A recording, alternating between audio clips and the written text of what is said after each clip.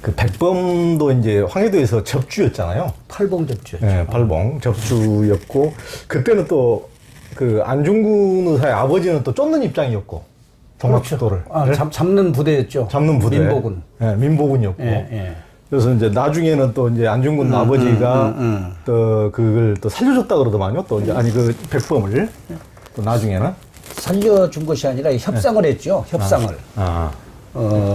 그 조남을 잘 생각이 안 나면 안중근 아버지가 그 어른이 진사예요, 진사. 그렇죠.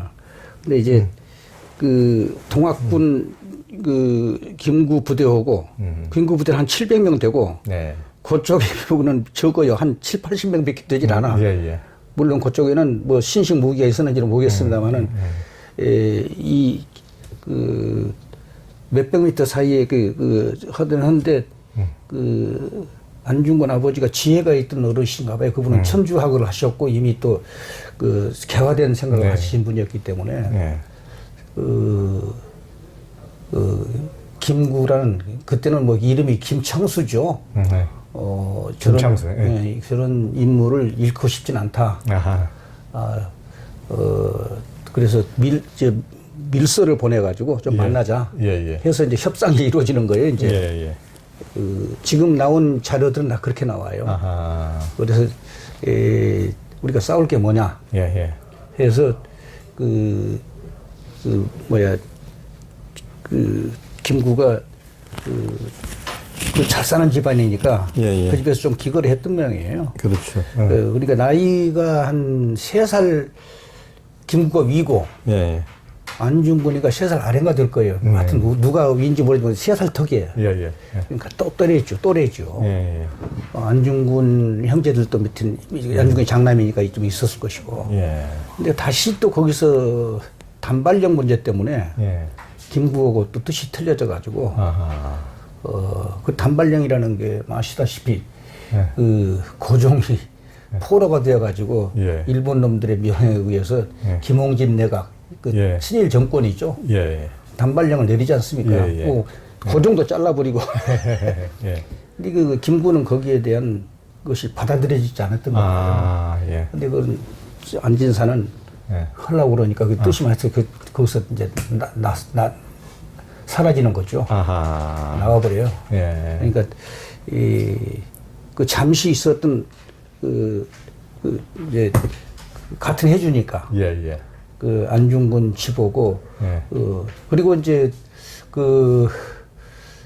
그때 그 기억 때문에 존경하는 김구도 사람을 알아보지 않습니까? 그렇죠. 안진사가 김구를 알아봤고 김구가 그걸 알아봤는데 그 안진사의 집안들이 상해에 와서 그 임시정부의 그 직원으로 근무도 하게 하고 김구가 전부 챙기더라고요.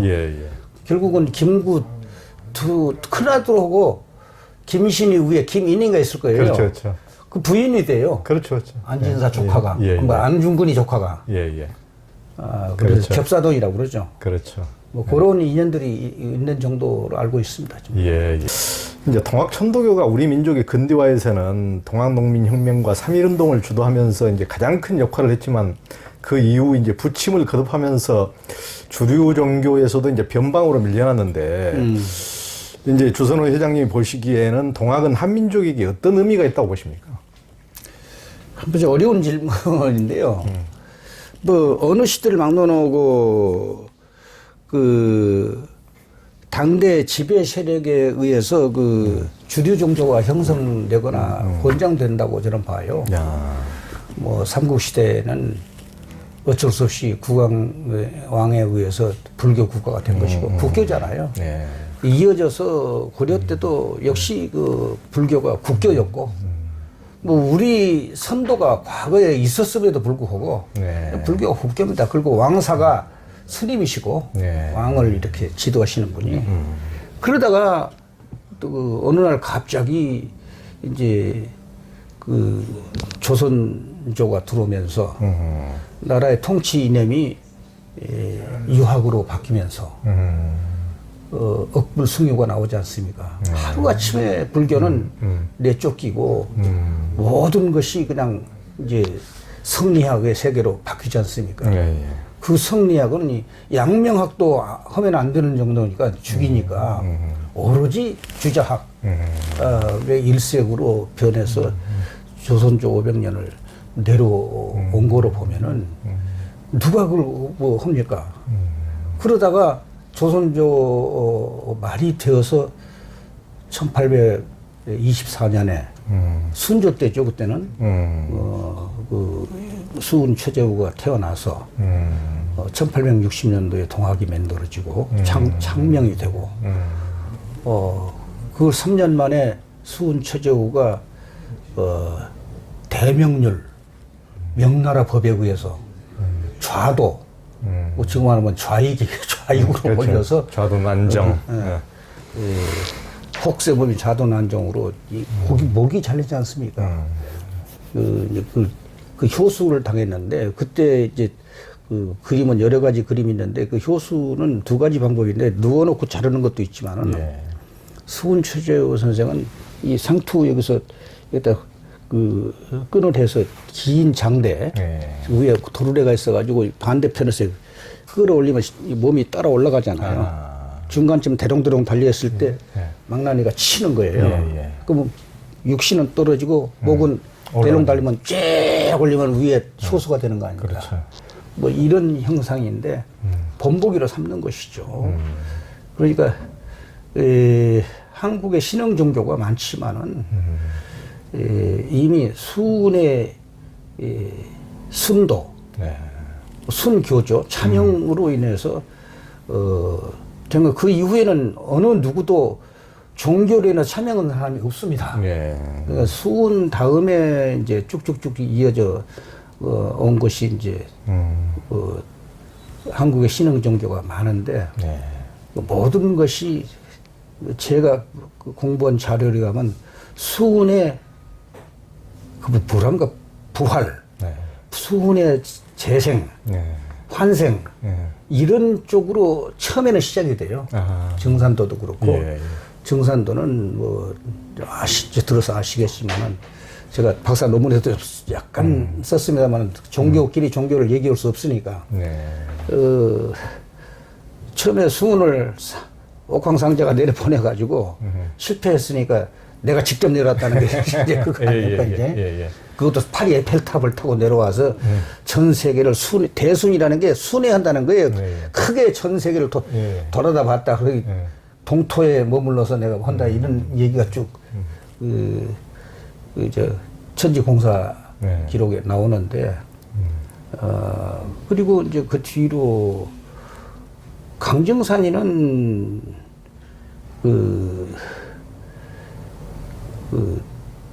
매우 영대가 밝고 어려서부터 천재고 정역을 또 연산의 김일부로부터 공부를 해서 도통을 했던 것 같아요.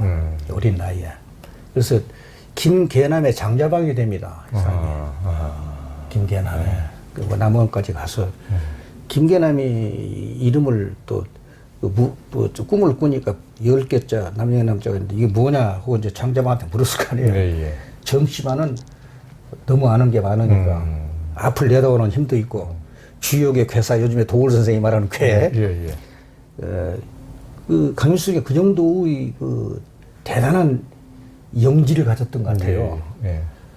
딱 도판을 보니까 가보년 난리 이거는 뜻은 좋은데 몽땅 죽는다. 이미 캐치를 했던 것 같고 도판에 의하면은 그러니까 그 전봉준과 손병희 통령이 논산에서 만나서 빨리 너도 와서 같이 올라가자 할 때 안 와요. 김건남이는 그 장자방의 조언을 따르고 장자방의 조언을 가면 바로 다 죽습니다. 여기서 더 훈련을 시키고 해가지고 우리는 청주로 바로 갑시다. 거의 한 달 뒤인가 청주로 바로 진격을 합니다. 아까 얘기했다 말했는데 그 물어보니까 장군께서는 남쪽에서 크게 개벽을 어르신이다. 앞으로 이름을 개남으로 고쳐버립시다. 그 개남이 된 거예요, 이제. 강일순의 조언에 따라서. 꿈은 이제 개남에 꾸었다고 그래요. 이제 그 책에 의하면은. 근데 올라오다가 아무리 강일순이 호가 정산이죠. 네. 그 보니까 안 되겠어. 대전 대덕 정도 오다가 대덕군 정도 이렇게 올라오면 청주 가려면 거쳐야 되잖아요. 예, 예, 예. 거의 청주 다 왔을 때야. 예. 그 탈령을 해요. 강일순이가. 강일순 혼자 한 것이 아니라 살놈은 나 따라라. 아. 귓속말로 해서.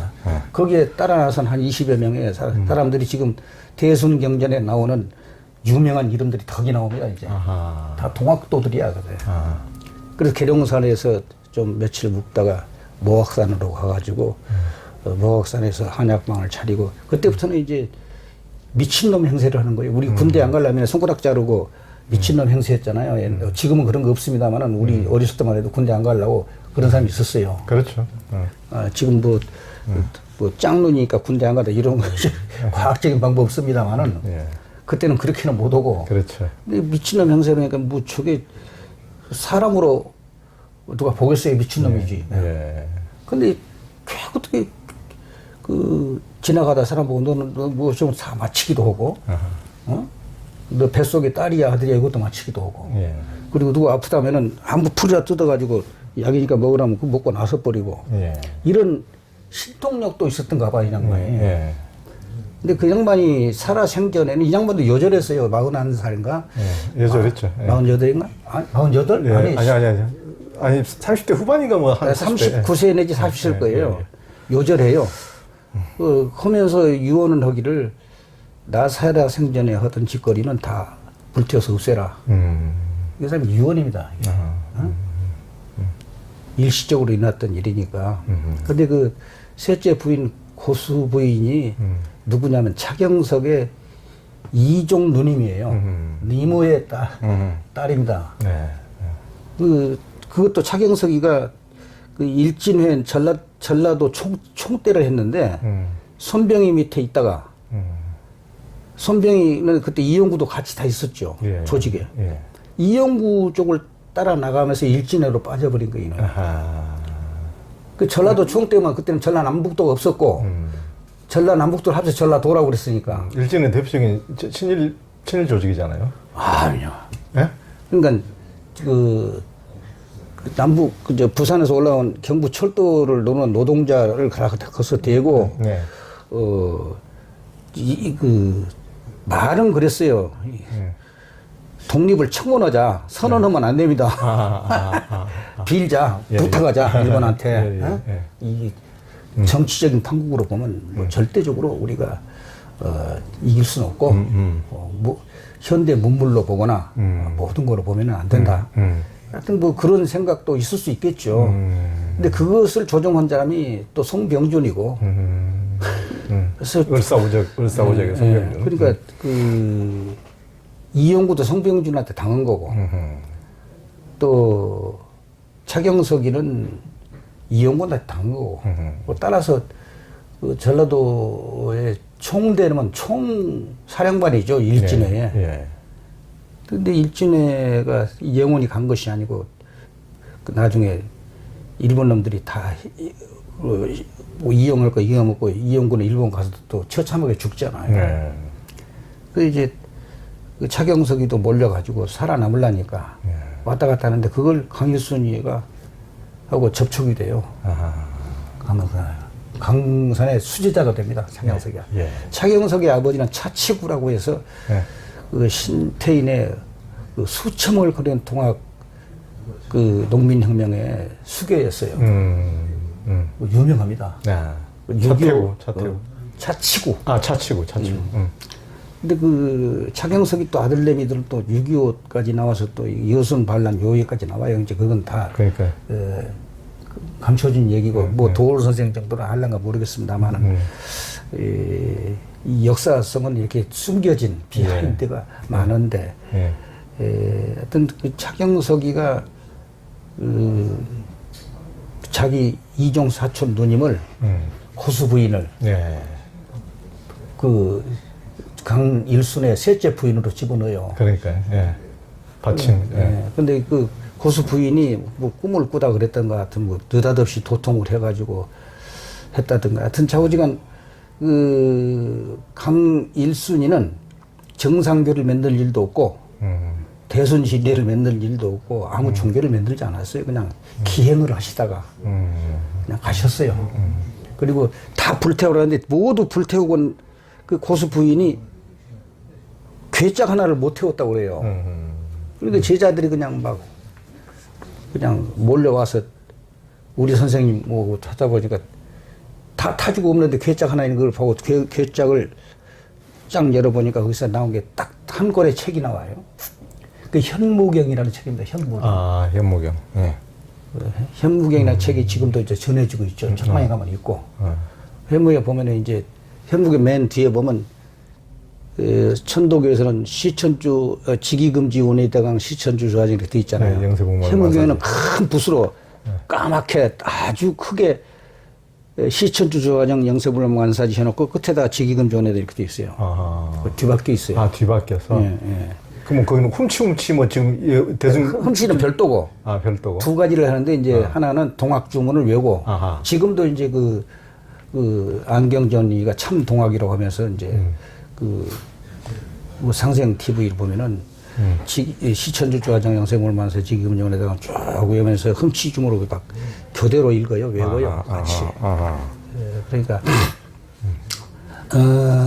그 현무경 안에 영부라는 것들을 그랬는데 뭐 요상한 그림으로 펼쳐진 것들이 나오고 뭐 그런 것들이 책인데 그걸 모토로 해서 그 고수 부인을 교조로 해서 최초로 소위 정산도가 만들어져요. 그게 이제 그때는 정산도는 이름도 붙이지 않고 선도교 이렇게 시작을 했는데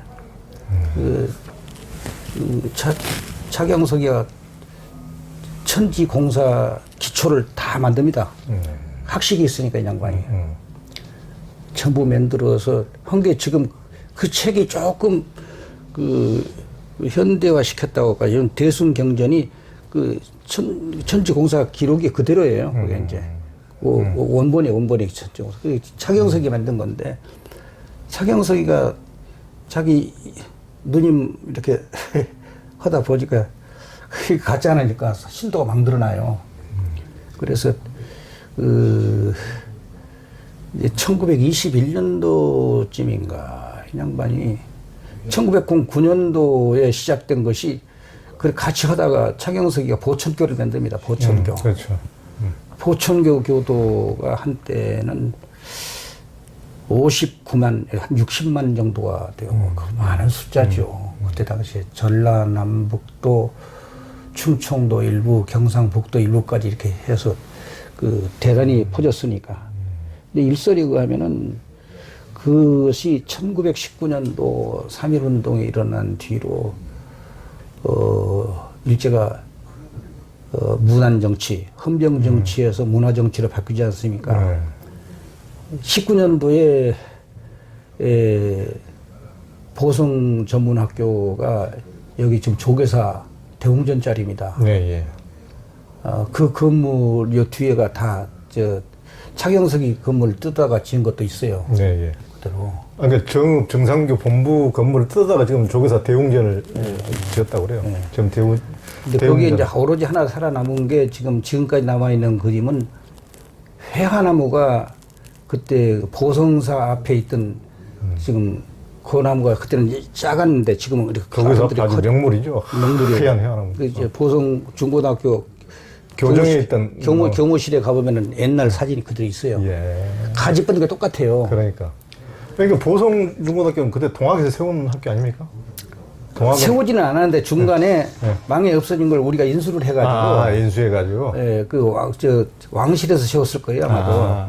근데 이제 손병희 선생이 이제 근대화를 하면서 학교가 교육이 절실하다. 절실한 거였죠. 그때 인쇄기가 최남선이가 가지고 있는 거고 우리 보성사에 가지고 있는 거 2개밖에 없었습니다. 아주 좋은 거예요. 근데 그걸 막 팔라고 할 때도 의암 손병희 선생이 빚이 몰려있으면 그걸 안 팔았어요. 그 보성사가 그 회화나무 바로 옆에 있었고 그 뒤에 이제 보성 상업학교, 뭐 보성전문학교 이런 게 쭉 있었고 천도교 총부도 송림동 거기 있었어요. 네. 그게 그때 당시에. 그런데 일본 사람들이 그해 1819년 가을인가 보성사 불질러 버리고 학교는 그 이듬해인가 이제 김성수 앞으로 넘어가고 네. 동덕여대 동덕학교죠. 네. 여학교 그것도 천도교에서 했던 건데 그냥 다 학교라는 것은 전부 다 상식. 천도교는 3.1 동학농민혁명이 일어난 25년 뒤에, 네. 그러니까 1919년도거든요. 예, 예. 25년 만에 선병이가 그걸 일으킬 때 33인 중에 9명이 동학농민혁명을 현실 참여했던 지도자들이에요. 예, 예. 그러니까 연장선상으로 봐야 그렇죠. 돼요. 좌절된 것이 아니고 예, 예. 동학농민혁명은 다시 3.1혁명으로 다시 횃불을 들었고 네. 3.1혁명도 뭐 그 당장 독립이 된 것이 아니라 선언을 했을 뿐이지 그게 되지 않았잖아요. 예, 예. 이 동학농민혁명의 정신은 오늘날 5.18을 거쳐서 지금 현재도 우리는 진행형으로 보고 있는 것이 이제 유족들의 그 입장입니다. 예, 예, 알겠습니다. 근데 제가 회장 된 뒤로는 몸뚱어리, 이 육신덩어리만 후손이면 뭐냐. 진정한 유족이 되기 위해서는 동학 정신이. 네. 동학 정신은 뭐냐. 3.1 정신이다. 예. 3.1 정신은 뭐냐. 3.1 정신은 5등은 자해야 조선의 독립국임과 조선의 자주민임을 선언하노라. 응? 자주권을 영육해 하노라. 예. 길지만 두 자로 요약하면 자주입니다. 자주와 주체는 어떻게 다른지는 모르겠습니다만은 그 자주 하나를 가지고 얘기하는 것이 동학정신이고 그 자주가 곧 척양척애인 것이고 척양척애 정신은 수은 최재우 선생이 심지어 경전에다가 개 같은 어정놈이라고 욕으로 보는 사람도 있는데 경각심에 의해서 한 얘기로 볼 수도 있고 소위 그 예수 그리스도가 예루살렘에 가서 그냥 지혜상을 봉둥이로 쳐 부셔버리고 이 독사의 새끼들하고 지독한 얘기를 한 것과 똑같은 거예요. 개 같은 어정놈을 경전에 썼단 말이에요. 용담유사에. 용담유사에 요망한 서양적이라고 썼습니다. 경전에 나와요. 그 정신은 오롯이 그렇게 이어지는 것입니다. 그렇기 때문에 그 명치가 있기 이전에 벌써 40여 년 전에 수훈은 그 글을 썼기 때문에 이미 아신 거예요.